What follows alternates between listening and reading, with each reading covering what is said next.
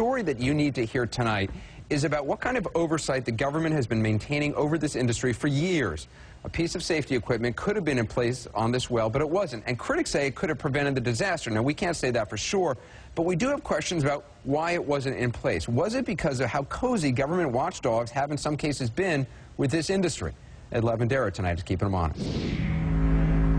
It's hard to imagine how things could be worse for the Minerals Management Service, or MMS. Its 1,700 employees are supposed to regulate the oil industry, but a growing chorus of critics say the agency is nothing short of a disaster. But it's very clear that you have a dysfunctional agency. You can't trust MMS. They've shown that they're too cozy with industry. Too cozy indeed. 2 years ago, an internal government investigation discovered ethical failures by more than a dozen MMS employees. Some were even having sex and using marijuana and cocaine with oil company employees. It was very clear. They thought that partying, drinking, accepting expensive tickets in hotel rooms somehow made it easier for them to understand the business of how much ore and how much oil and how much natural gas was being taken out. CNN has reviewed hundreds of pages of documents and government reports dating back almost 10 years. Documents that paint MMS as an agency that, in the words of its critics, rubber stamps the oil industry's actions and is unable to enforce safety regulations. For example, in 2000, MMS issued a safety alert calling for offshore drillers in the U.S.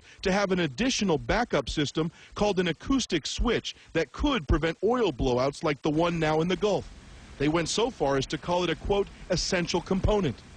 Just 3 years later, after complaints from the oil industry, MMS determined it wasn't so essential after all, saying it would be too costly and ineffective. Never mind the fact that BP is required to use it on rigs in 2 other countries. Let's load up. Stuart